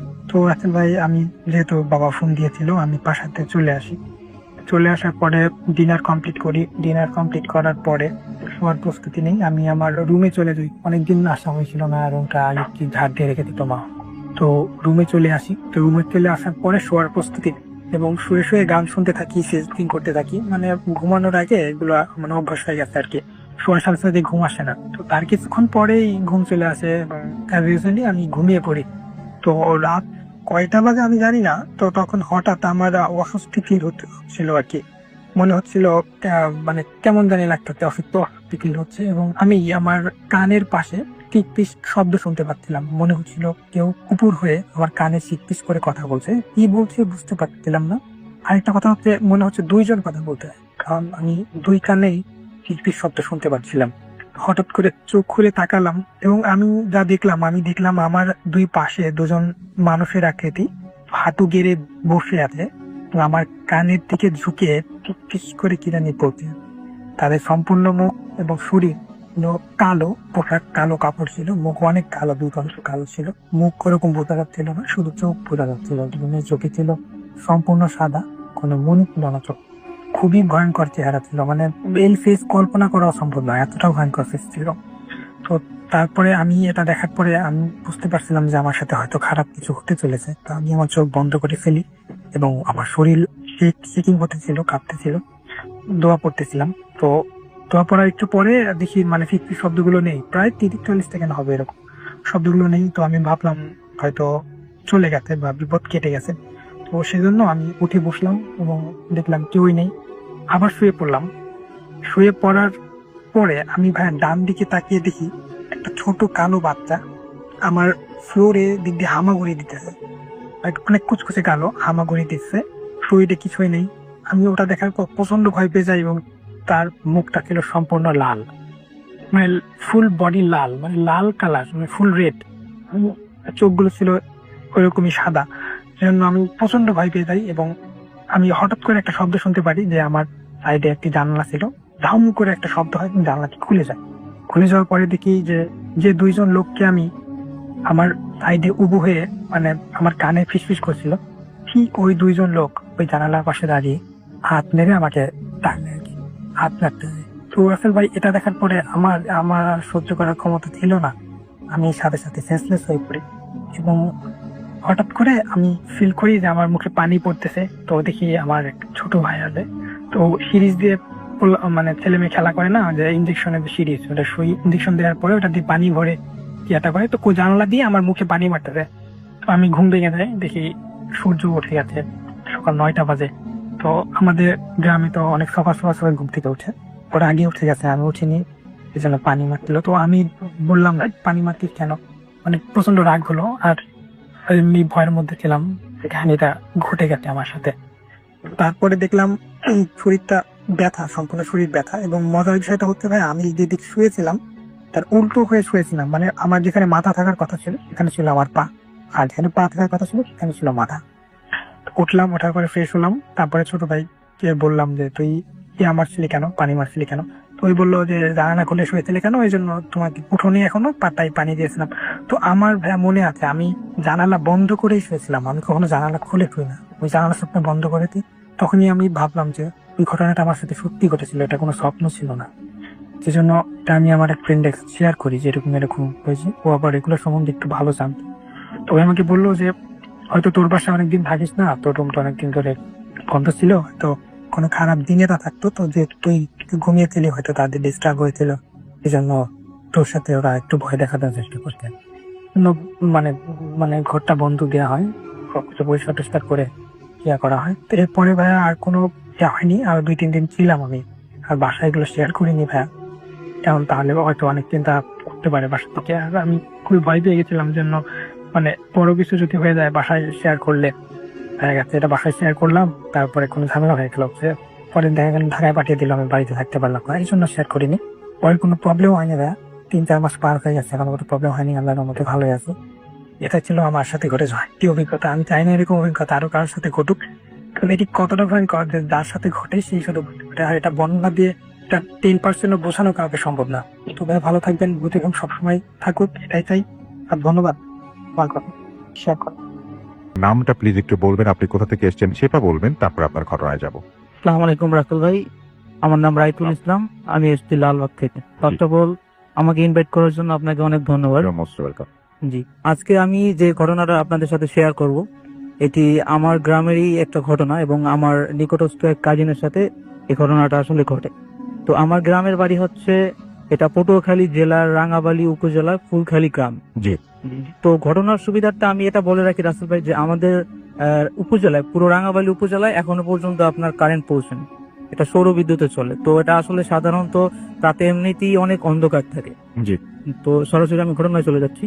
তো ঘটনাটা যেদিন ঘটে সেদিন ছিল একটা স্পেশাল দিন। স্পেশাল দিনটা হচ্ছে, যেমন এটা ছিল একটা অমাবস্যার দিন। জি। অমাবস্যা হচ্ছে, এটাকে বলে আমাদের এলাকা প্রচলিত বলে যে মণি অমাবস্যা, মানে মণি অমাবস্যা। মণি অমাবস্যার বিশেষত্বটা একটু বলবেন?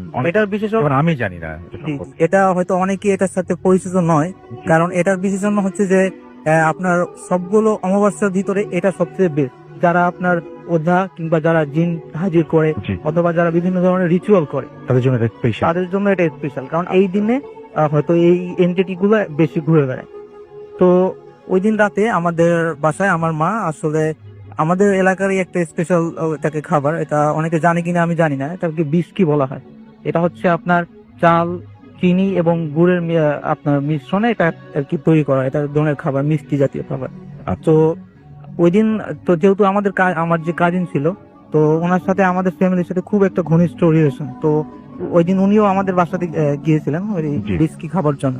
জি। তো সন্ধ্যার পরে আমি আমার ভাই, আজকে উনি একটিতে আসলেন আমার সাথে, আমি আমার ভাই এবং আমার ফ্যামিলির সবাই, আমার সেই কাজিনও ছিল।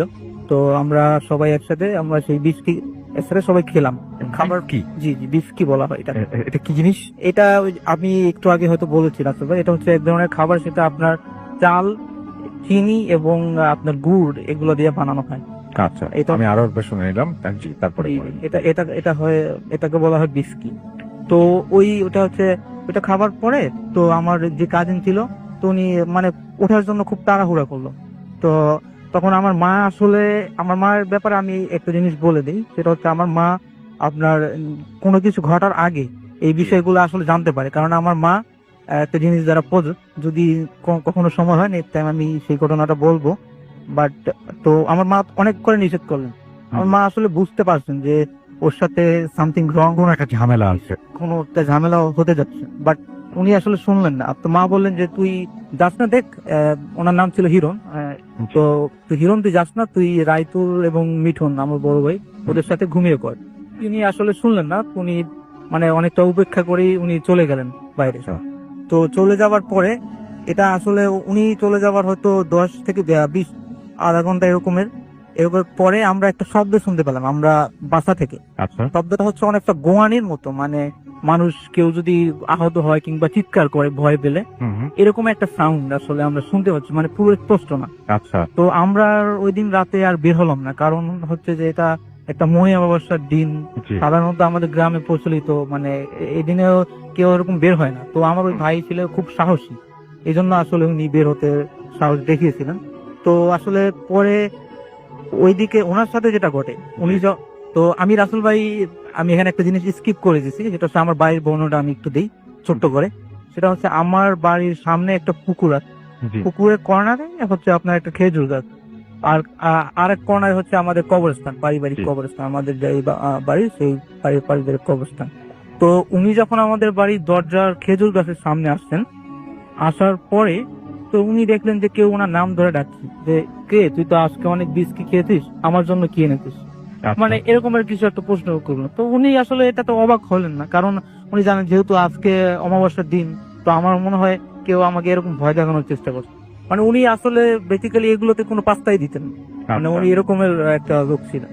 তারপরে উনি সামনে গেলেন আর কি, তো খেজুর গাছের সামনে গেলেন, তখন একটা অস্পষ্ট একটা ছায়ার মতো তিনি দেখতে পেলেন। তো অস্পষ্ট একটা ছায়া, বাট ওটা মানুষের মতোই, আপনার ওটা ফর্ম যেটা, এটা মানুষের মতোই, বাট ওইটা মানে পুরোপুরি চেহারাটা তিনি দেখতেছিলেন। জি। তো একটা সময় উনি যখন ওইটার সামনে গেলেন, সামনে যাওয়ার পর উনি ভাবতেন যে হয়তো আমাদেরই আরেক বড় ভাই আছে, ওনার নাম জাকি। তো উনি জি। মনে করছেন যে উনি, যে আজকে তো অনেক অন্ধকার, এই কারণে আমার চেহারাটা দেখা যাচ্ছে না হয়তো। তো উনি ওটার সামনে গেলেন, সামনে গিয়ে, কি রে জাকির, তুই আমার সাথে দুষ্টামি করছিস? এটা বলার সাথে সাথেই ওইটা হচ্ছে ওনাকে জোরে একটা ধাক্কা মারলো, মানে আচ্ছা। পুকুরের দিকে ধাক্কা মারলো, যাতে উনি গিয়ে পুকুরে পড়ে যায়। মানে আচ্ছা। এভাবে আর কি ওনাকে ধাক্কা মারলো। ধাক্কা মারার পরে উনি ভাবলেন যে ও আজকে একটু বেশি করতেছে, মানে ধাক্কা মারে এরকম, এটা এটা কি ধরনের বদ অভ্যাস। তো উনি আসলে উনি উঠলেন, ওঠার পরে উনি বললেন যে আমার সাথে দুষ্টামি করতেছিস, আমিও তোকে আজকে পুকুরেই ফেলাবো। তো উনি তখন ওই জিনিসটার গায়ে হাত দিলেন ফার্স্ট টাইম। তো গায়ে হাত দেওয়ার পরে উনি যেটা ফিল করলেন রাসেল ভাই, সেটা মানে উনি দেখলেন যে ওর গায়ের লোম, এটা অনেক লোমস একটা শরীর, এবং শরীরের লোম গুলো হচ্ছে আপনার অনেক লম্বা লম্বা লোম। আচ্ছা। ওই সময় তিনি আসলে কোনো চেহারা দেখতে পাচ্ছিলেন না, তো উনি বুঝেন নাই। তো লোম যখন তিনি দেখলেন, তখন আসলে বুঝতে পারলেন যে না, এই জিনিস কোন একটা ঝামেলা আছে। জি, ঝামেলা আছে, এটা প্যারানর্মাল কোনো একটা কিছু। তখন তিনি বুঝতে পারলেন যে এটা জাকির না। তো তখন ওটার সাথে কতক্ষণ ওনার ধাক্কাধাক্কি হলো। ধাক্কাধাক্কি হওয়ার এক পর্যায়ে উনি অনেকটা দুর্বল হয়ে পড়লেন। অনেক শক্তিশালী লোক কিন্তু উনি, বাট ওই সময় আসলে উনি অনেক দুর্বল হয়ে পড়লেন। দুর্বল হয়ে পরে আসলে উনি তখন আল্লাহ আল্লাহ করতেছিলেন, যে দোয়া দুরুদ জানে, দোয়া দুরুদ পড়ার চেষ্টা করছিলেন, বাট ওনার মুখ দিয়ে কিছুই বের হলো না। একটা সময় ওইটা ওনাকে ধাক্কাতে ধাক্কাতে একেবারে পুকুরের পাড়ে নিয়ে আসে। তো আমাদের পুকুরের পাশে আর একটা রেন্টি গাছ ছিল। তো রেন্টি গাছটা উনি তো ওই সময় চেষ্টা করেন যে যতটা সম্ভব রেন্টি গাছটাকে ধরে, যাতে ওটা নাকি পুকুরে না ফেলতে পারে। তো তখন ওইটা আবার বললো যে আজকে তোকে পুকুরে ফেলেই আমি মারবো, তুই আজকে বিক্রি খেয়ে এসেছিস, আজকে মনে অবস্থা তুই কাজটা ভালো করেছিস, তোকে আজকে পুকুরেই ফেলবো। তো এমন সময় উনি আসলে চিৎকার দেন জোরে। ওই চিৎকারটা আসলে আমরা শুনতে পাই গোঙানির শব্দের মতো। তো উনি আসলে মানে নিজে যা যা জানেন, যে দোয়া কালাম বা যে সূরা যেগুলো জানেন, উনি আসলে সব পড়া শুরু করলেন। আল্লাহ আল্লাহ করে উনি সোজা আসলে আসলে আরেকটা জিনিস আমাদের গ্রামে বা আমাদের এখানে প্রচলিত আছে, সেটা হচ্ছে যে এই যেই জিন বলেন বা যে প্যারানর্মাল যে জিনিসগুলা বলেন, জি। এগুলো হচ্ছে ওরা আপনার ওটা হচ্ছে বলে সরকারি রাস্তা, সরকারি রাস্তায় ওরা উঠেন, মানে আচ্ছা। ওরা বাইরে কিংবা এরকম সাইড থেকে ওরা আপনাকে অ্যাটাক করবে, কিন্তু কখনো রাস্তার ভিতরে ওরা উঠবে না। এটা হচ্ছে আর একটা বিষয়। তো ওটা ওটা ওনার পিছিয়ে পিছিয়ে দৌড়ালো। পিছিয়ে পিছিয়ে দৌড়ানোর পরে ওনারা আমাদের ওখানে একটা চৌমাথা বলে ওটাকে, আমাদের চৌমাথা, ওখানে একটা মেশিন ছিল আপনার ধান ভাঙার, ধান থেকে চাল করার যে মেশিনটা। আর আরেকটা জিনিস হচ্ছে এগুলোর ব্যাপারে, এরা লোহাকে ভয় পায়, মানে লোহা বা আগুন এগুলো দেখলে এরা আসলে অনেক ভয় পায়। তো তখন ওটা যখন ওনার পিছে পিছে গেল, তো উনি ওই পিছের সামনে এসে, উনি তো কিছু দেখতে পাচ্ছিলেন না, ওই মেশিনটার সামনে এসে তিনি পড়ে গেলেন। পড়ে যাওয়ার পরে তিনি আসলে অস্পষ্ট ভাবে শুনতে পেলেন যে ওইটা বলতেছে যে আজকে তোর ভাগ্য অনেক ভালো, তুই ওই মেশিনটাতে যদি তুই আজকে ওখানে না যাই, তাহলে তুই আসলে আজকে বেঁচে ফিরতে পারতি না। পরে আসলে উনি ওখানেই সেন্সলেস হয়ে পড়ে যান। আচ্ছা। জি, পরের দিন আসলে সবাই ওনাকে যখন নেয়, উনি আসলে 2-3 দিন পরে ওনার হুঁশ ফিরে, বাট উনি তখন অসুস্থ ছিলেন। তো তখন তিনি ওই ঘটনাটা বলেন, কিন্তু 2-3 দিন আগে আসলে আমরা কিন্তু বিষয়টা আপ করতে পারি। আচ্ছা। এটা হচ্ছে যে আমার যে মায়ের সাথে যেই জিনিসটা বা যেটা আমার মায়ের সাথে আছে, ওই জিনিসটা হচ্ছে আপনার ওটা আমাদেরকে ইনফর্ম করে পরে। আর এটা হচ্ছে প্রত্যেক অমাবস্যার সময় এটা আমার মায়ের ইয়াতেই থাকে, মায়ের শরীরে থাকে, শরীরে ওইটা এসে বিভিন্ন ধরনের ইনফরমেশন বা বিভিন্ন ধরনের কথা আমাদেরকে জানায়। তো ওইটা আপনার মায়ের শরীরে এসে। জি জি, আচ্ছা। ওটা এখনো আছে। ওটা আসলে আমার মায়ের, জানি না এটা দুর্ভাগ্য নাকি, এটা আসলে এখনো আমার মায়ের সাথে একটা প্রজেক্ট। তো এটা যখন আসলো, এসে বললো যে ওকে তো আমি বারণ করছিলাম, ওকে আমি অনেকবার বারণ করছি, হুম। কিন্তু তারপরেও ও আসলে আমার কথা শোনেনি। হুম। তো ওকে আমার ভাই, ওনার হচ্ছে আরেকটা কথা বলে রাখি যে আমার মায়ের সাথে যেই জিনিসটা আছে সেটা হচ্ছে আপনার ওরা দুই ভাই। হুম।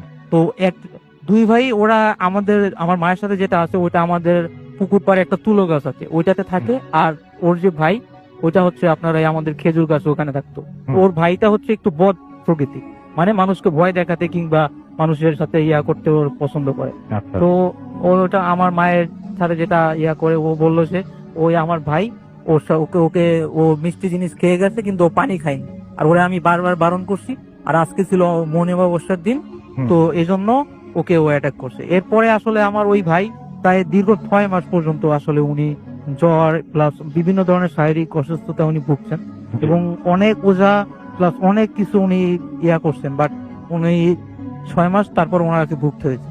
আর আরেকটা জিনিস বলে আমি আসলে শেষ করতে চাই রাসেল ভাই, সেটা হচ্ছে যে আমার মায়ের সাথে যে জিনিসটা, হুম, হুম। এটা আসলে আমরা আমাদের ফ্যামিলির সবসময় আমাদের ফ্যামিলির দিকে ওরা শেপ করে। এই যেমন আমি যে ঢাকাতে থাকি, তো অনেক সময় আমার মায়ের ওটা আসলে আমার মায়ের সাথে যখন ভর করে তখন এসে বলে আমার কথা, বিভিন্ন ধরনের কথা বলে হুম। যে ও তো বাসায় একা ছিল, ওকে আজকে আমি দেখেছি ও আজকে দরজা না দিয়ে ঘুমিয়ে গেছে। তো এটা আসলে আমার মার জানার কথা না, তো পরের দিন হয়তো আমাকে ফোন দিয়ে বলে যে তুমি কি কালকে রাতে দরজা না দিয়ে ঘুমিয়েছো, তো হুম। এটা তুমি কিভাবে জানলে? আমি তো সকালে আসলেই দেখি যে দরজা আমি লক করি নাই। পরে আসলে এই জিনিসগুলো হয়, এবং দেখা যাচ্ছে যেমন আমি এত জানি না, আমি এটা ফিল করতে পারতেছি যে আমরা যখন রাতে কখনো বের হই, যেমন আজকে আপনাদের স্টুডিওতে আসলাম, হুম, হুম। তো হয়তো ওই জিনিসটা হয়তো আমাদের সাথে, আমার ভাইও আসছে, তো আমাদের সাথে আসলে ওই জিনিসটা হয়তো এখানেও আচ্ছা। তো এটাই ছিল আসলে এখানেও আসছে জি, আমি মোটামুটি ফিল করতে পারতেছি হয়তো এটা এখানে এসেছে। এবং আপনাদের কোনো ক্ষতি তো করে না, না তাই না, না? এটা আসলে আমাদের কোনো ক্ষতি করে না, এবং এটা আমার মায়ের সাথে আর কি এটা আসলে আমার মায়ের সাথে এমন ভাবে প্রজেক্ট, এটা আমার মায়ের হয়তো মৃত্যু ছাড়া এটা আসলে মানে অ্যাটাচমেন্টটা এরকমই। অ্যাটাচমেন্ট এরকম, এবং এটার পিছনে আরো একটা ঘটনা আছে। তো যদি নেক্সট টাইম আসলে সময় পাই কিংবা আমাকে ইনভাইট করা হয়, তাহলে আমি নেক্সট টাইম ইনশাল্লাহ ওই ঘটনাটা শেয়ার করবো। আর আমি সবার কাছে চাচ্ছি আমার মায়ের জন্য সবাই দোয়া করবেন, কারণ আমার মা আসলে খুবই একটা দুর্বিষহ একটা জীবন আসলে উনি নির্বাহ করতেছেন। কারণ এই জিনিসগুলা থাকলে আসলে দেখা গেছে কেউ মারা গেছে, উনি হুম। সেখানে যেতে পারেন না, বা কোথাও নতুন বাচ্চা হয়েছে, সদ্যজাত বাচ্চা হয়েছে, ওখানে তিনি যেতে পারেন না, বা এরকমের অনেক কিছু, রাতে একা থাকতে পারেন না কোথাও। জি। আসলে এই জন্য আসলে আমি চাই যে ভূত এফএমের যারা লিসেনার আছে তারা সবাই আমার মায়ের জন্য দোয়া করবেন, এবং আমার মা যাতে আবার সুস্থভাবে ফিরে আসতে পারে। এই জিনিসটা হয়তো আমাদের কোনো ক্ষতি করে না, বাট কেউই চায় না যে এরকম একটা কিছু বহন করতে বা সঙ্গে রাখতে, তাই তো? ধন্যবাদ। জি, থ্যাংক ইউ সো মাচ। আপনাকে অনেক ধন্যবাদ। আপনার ঘটনা আসছেন, তারপরে আপনার ঘটনায় যাব। থ্যাংক ইউ রাসুল ভাই। হ্যালো লিসেনার, আমি দুর্লভ, আমি এসেছি নিকুঞ্জ 2 ঢাকা থেকে। জি। তো আজকে আমি যে ঘটনাটা শেয়ার করবো এটা আমার এক বড় ভাইয়ের কাছে শোনা। জি বলেন। তো ঠিক আছে। তো কিছু রেস্ট্রিকশন থাকার জন্য আমি ওনার নাম এবং ঘটনার প্রেক্ষাপট আমি মেনশন করছি না। তো ঘটনা শুরু করছি। ঘটনাটা মূলত 2003 সালে। তো তখন 2003 সালের ডিসেম্বরে জি। ওনারা বার্ষিক পরীক্ষার পর সিদ্ধান্ত নিলেন ওনার দাদা বাড়িতে যাবেন। তো ওনার দাদা বাড়ি কোথায় সেটা আমি মেনশন করছি না। তো তখন ওনার দাদা অসুস্থ ছিলেন, তো ওনারা যাওয়ার ঠিক 2 থেকে 3 দিন পর ওনার দাদা মারা যায়। আচ্ছা। তো দাদা মারা যাওয়ার পর ঠিক তার 2 থেকে 3 দিন পর ওনার সাথে প্রবলেমটা শুরু হয়। জি। দেখা যেত ঠিক মাগরিবের আজানের সময় উনি মিসিং, বাসা থেকে ওনাকে খুঁজে পাওয়া যেত না। তো অনেক খোঁজাখুঁজির পর ওনাকে পাওয়া যেত ওনার দাদার কবরের পাশে উনি বসে আছেন। তো এরকম প্রায় 1 সপ্তাহের মধ্যে প্রায় 4 দিন এরকম চলতে থাকে। তো তখন সবাই ভাবে যে হয়তো দাদা তার কাছে অনেক প্রিয় ছিল, এই জন্য হয়তো দাদার এমন মৃত্যু উনি এত সহজে মেনে নিতে পারেনি, এই জন্য উনি দাদার কবরের পাশে বসে থাকে। তো একটা সময় পর ওনারা সিদ্ধান্ত নিলেন ওনারা আবার ওনাদের বাসায় ব্যাক করবেন। তো বাসায় ব্যাক করার পর ওনার সাথে প্রায় 1 থেকে 1.5 মাস পর আবার প্রবলেম শুরু হয় যে উনি বাসার ভেতর থেকে হঠাৎ করে মিসিং। ঠিক সন্ধ্যায় মাগরিবের আজানের সময় অনেক খোঁজাখুঁজির পর ওনাকে খুঁজে পাওয়া যেত না। তো ওনার দাদি তখন বুঝতে পারে যে এটা হয়তো কোনো একটা প্রবলেম হচ্ছে না, হয়তো এরকম বাসা থেকে একটা মানুষ কোনোভাবে মিসিং হতে পারে না। রাইট। বাসার ভেতর থেকে যদি কেউ বের হয়ে যায়, মেইন ডোর যদি কেউ লক করে তাহলে লক থাকবে, নয়তো মেইন ডোরটা খোলা থাকবে, কিন্তু মেইন ডোরটা ভেতর থেকে লক করা কিন্তু কেউই লক করেনি। আচ্ছা। তো ওনারা বুঝতে পেরে একটা হুজুরের কাছে যায়। হুম। তো হুজুর ওনাকে সূরা টুরা পড়ে পানি পড়া দেয় এবং সেই সাথে একটা তাবিজ দেয়। তো উনি যখন আহ, সন্ধ্যার সময় প্রাইভেট পড়ে আসতেন, তো আসার সময় যখন ওনার ফ্রেন্ডদের সাথে আসতেন তখন ওনার প্রবলেম হতো না। যখন উনি একা আসতেন বাসায়, ওই সময় ওনার বাসায় আসার জন্য যে একটা বটগাছ ছিল, ওই বটগাছের সামনে আসার পর ওনার তাবিজটা অটোমেটিক খুলে পড়ে যেত। হুম। মানে ওনার তাবিজটা পাওয়া যেত না। বাসায় আসার পর দেখতো যে ওনার হাতে সেই তাবিজটা নেই। তো এরকম প্রায় 2 থেকে 3 দিন হুজুরের কাছে যাওয়া হলো এবং তাবিজ দিতে থাকলো, কিন্তু তাবিজ থাকে না। তো একটা সময় হুজুর বলল যে স্বর্ণের চেনের মাঝে তাবিজ বেঁধে গলায় পরিয়ে দিতে হবে। হুম। তো যে সেভাবেই করলো, স্বর্ণের চেনের মাঝে তাবিজ বেঁধে দিল। তো এরপর প্রায় প্রবলেমটা একটু কমে এসেছে। দেখা গেল তখন মাসে 1 থেকে 2 বার এই প্রবলেমটা হতো। হুম। তো আস্তে আস্তে তখন 2 বছর পার হয়ে যায়। উনি তখন ফিল করে যে না, ওনার সাথে এরকম প্রবলেম আর হচ্ছে না। তো উনি সিদ্ধান্ত নিলেন যে উনি তাবিজটা খুলে রাখবেন। হুম। তো খুলে রাখার পর ওনার সাথে প্রবলেমটা আরো বড় আকারে শুরু হয়। দেখা গেল এমন প্রবলেম হলো যে উনি যখন পড়ছেন তখন মানে ওনার মনে হচ্ছে যে রুমে একজন কেউ এসেছে।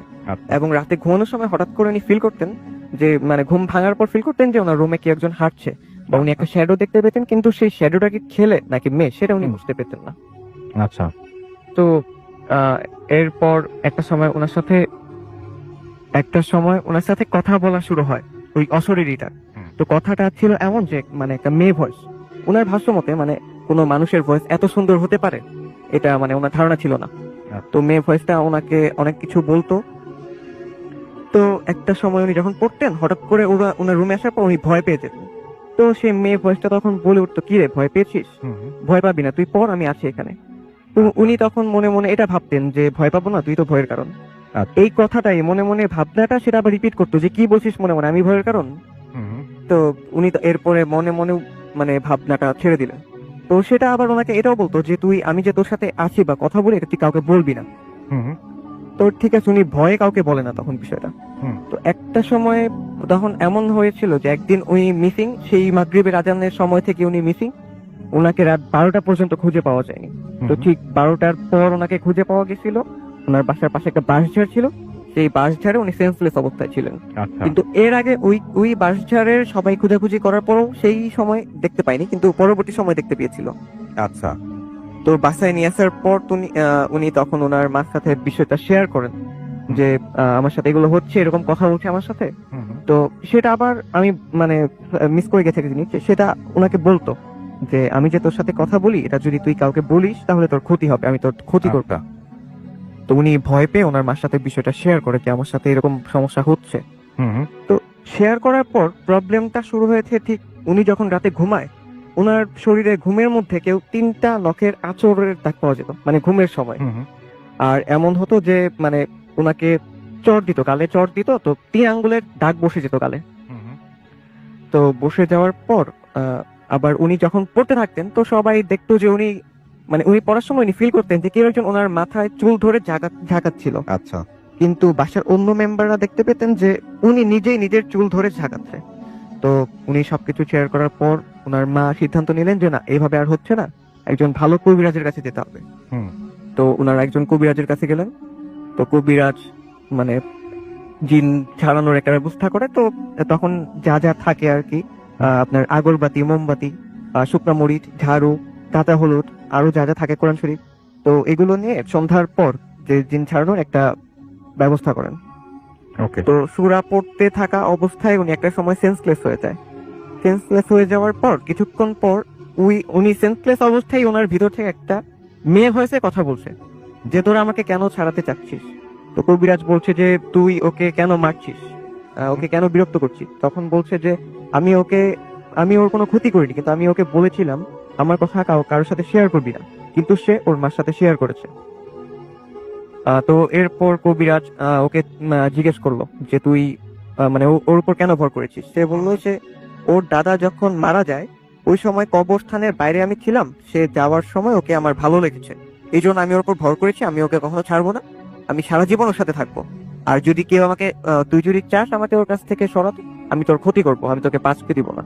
আচ্ছা। তো তখন কবিরাজ বললো যে ঠিক আছে, আমার বাঁচতে হবে না, তুই ওকে ছাড়, তুই যে কোনো মূল্যে ওকে ছাড়, না তো আমি তোকে মেরে ফেলবো। আচ্ছা। তো অনেক তর্ক বিতর্কের পর সে একটা সময় যাওয়ার জন্য রাজি হয়। হুম তো তখন কবিরাজ বলল যে তুই যে চলে যাবি এটা কি প্রুফ রেখে যাবি? হুম হুম। তো তখন সে বলল যে আমি চলে যাব ও আমি ওর পিঠে 3টা নখের আঁচড়ের দাগ থাকবে, তাহলে বুঝে যাবে আমি চলে গেছি। কিন্তু আমি চলে যাব, কিন্তু আমি তোকে ছাড়বো না। হুম। তো তখন কবিরাজ আহ, যা যা করার করলেন। তো একটা সময় দেখা গেল যে ওনার পিঠে আসলে 3টা নখের আঁচড়ের দাগ ছিল। তো তখন বোঝা গেল যে সেটা ওনাকে ছেড়ে চলে গিয়েছে। কিন্তু ওনার সেন্স আসার পর উনি যেটা দেখতে পায়, সেই কবিরাজের পা থেকে মাথা পর্যন্ত সমস্ত শরীরে আপনার ফোস্কা টাইপ, ফোস্কা শরীরের সারা শরীরেই ছোট বড় অনেকগুলো ফোস্কা পড়ে গেছে। হুম। তো উনি যেটা পরবর্তীতে ওনার মার কাছে শুনতে পায় যে উনি যখন সেন্সলেস অবস্থায় ছিলেন তখন কবিরাজ যখন সূরা পড়ছিল তখন ওনার শরীরে আস্তে আস্তে একটা একটা করে ফোস্কা পড়ছিল। তো তার ঠিক 1 সপ্তাহ পর সেই কবিরাজটা মারা যায়। আচ্ছা। তো এরপর মূলত ওনার সাথে কোনো প্রবলেম হয়নি, কিন্তু এখনো মাঝে মাঝে ওনার সাথে কিছু প্রবলেম হয়। যেমন ওনার মনে হয় যে ওনার রুমে কেউ রাতের বেলা হাঁটছে বা মানে কোনো একটা সাউন্ড পায় উনি। আর এখনো উনি কোনো জায়গায় কোনো প্রবলেম থাকলে উনি বুঝতে পারে যে এখানে প্রবলেম কোনো problem উনি আছে। ফিল করতে পারে। আচ্ছা, তো রাসেল ভাই এই ছিল আমার ঘটনা। Thank you so much. আপনার ঘটনায় যাবো। আপনার নামটা প্লিজ একটু বলবেন, কোথা থেকে এসেছেন, তারপর আপনার কথা শুনবো। বিসমিল্লাহির রহমানির রহিম। আমি মিঠুন, বস্তি লালবাগ, তহিদনগর থেকে। জি জি, আমি কি ঘটনা শুরু জি, আপনার ঘটনা শুনবো। আজকে আমি যে ঘটনাটা শেয়ার করবো যে সেটা হুম। ইজ ইট রাইট কোম্পানি ভাই? জি বলেন। তো ঘটনাটা আমার গ্রামের, আমার ছোট ভাই একটু আগে যে ঘটনাটা বলছিল আমাদের সেই বাড়ি কেন্দ্রিক একটি ঘটনা। তো আমি একদিন রাতে আমার ফ্যামিলি মেম্বারদের সাথে আমার একটু ঝগড়া হয়, বিশেষ করে ঝগড়া বলতে বাবা মার সাথে তর্কাতর্কি হয়, তারা আমাকে একটু রাগারাগ করার পরে আমি রাগ করে বাসা থেকে বের হয়ে যাই। জি। তো সেদিন চাঁদনি রাত ছিল, মানে বাইরে অনেক ফর্সা ছিল, যার কারণে আমি ভয় পাইনি। তখন রাত 11:45 মতো হবে। তো আমি তখন বের হয়ে গেলাম। বের হওয়ার পর আমাদের এখানে দুটো মিল ছিল।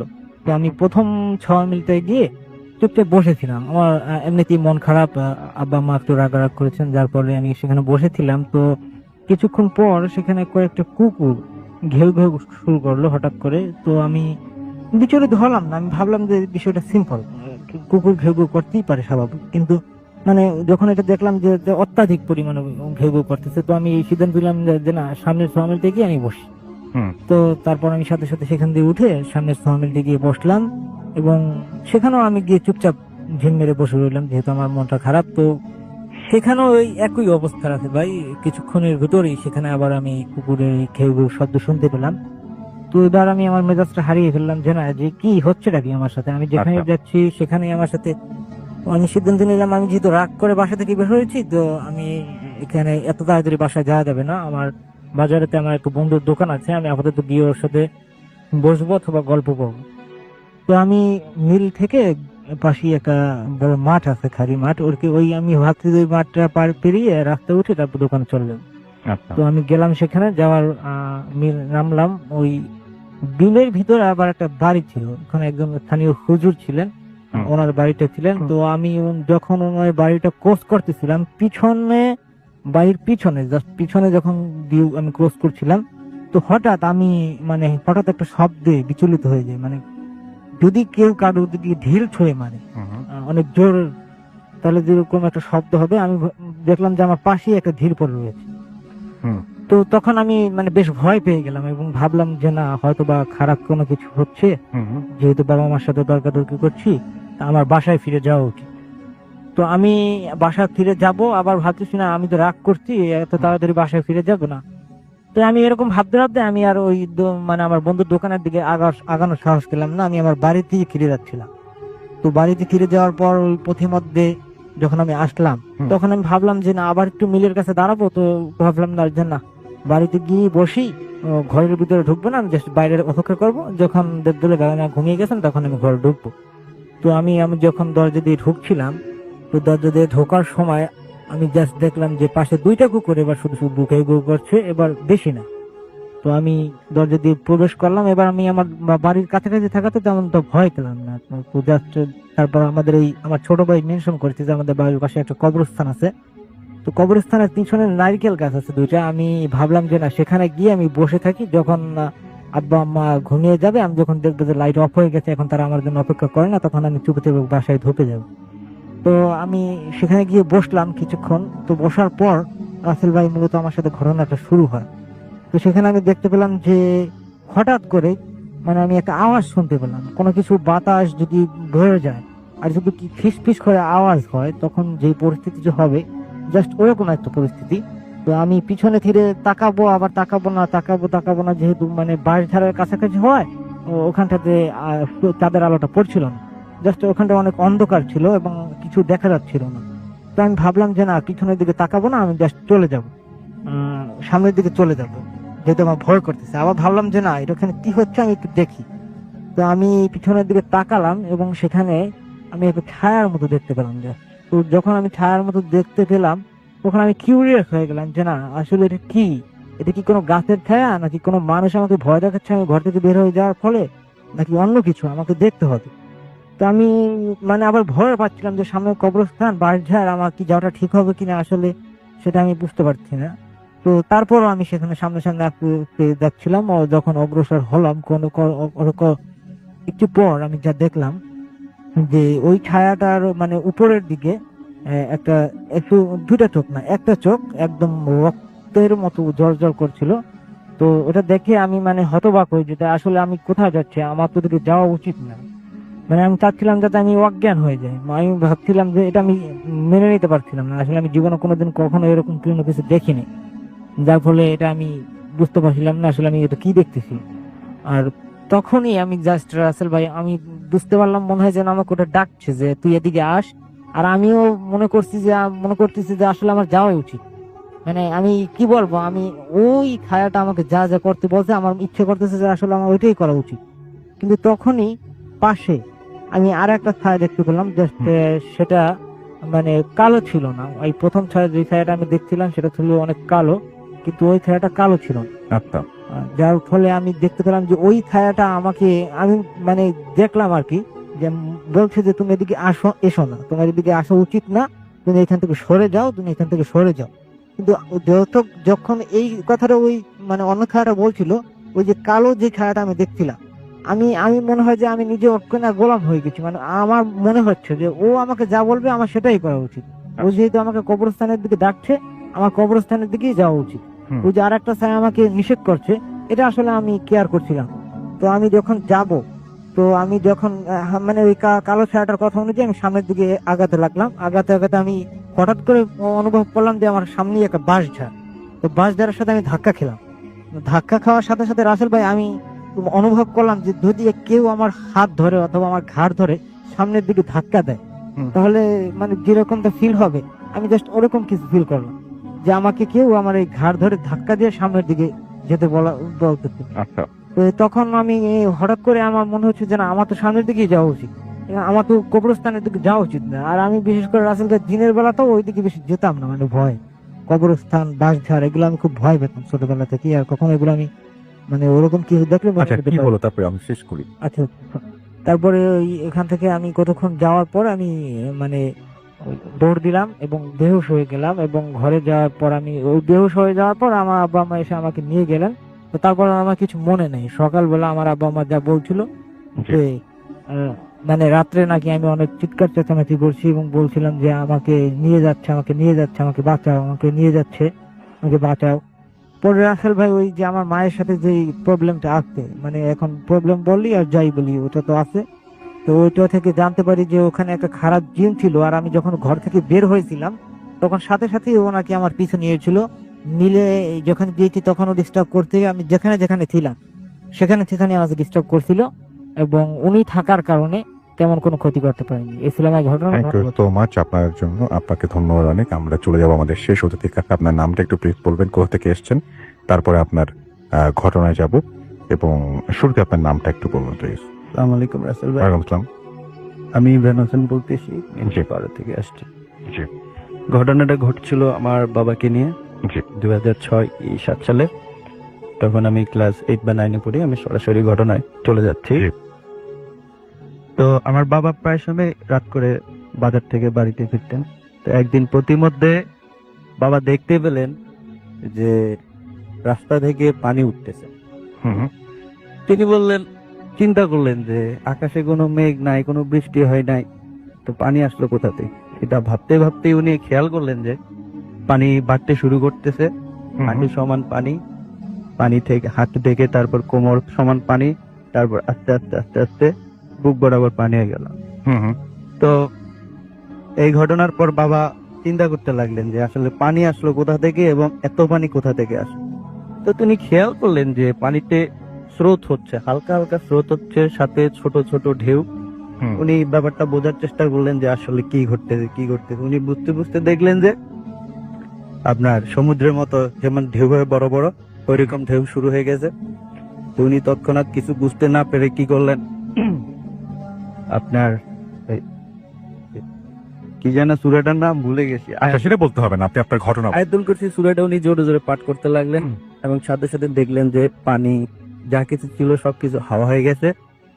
এরপর তিনি দেখলেন যে রাস্তার দুই পাশে যে বাগানগুলো ছিল, ছোট ছোট সুপারি গাছগুলো ছিল, ওগুলাতে ছোট্ট খাট্ট একটা ঝড়ের মতো তৈরি হচ্ছে, মানে যেন কে যেন গাছগুলোকে নাড়াচ্ছে, খুব জোরে জোরে নাড়াচ্ছে। তো বাবা যেহেতু আগে সমুদ্রে কাজ করতেন, উনি ভয় পাননি।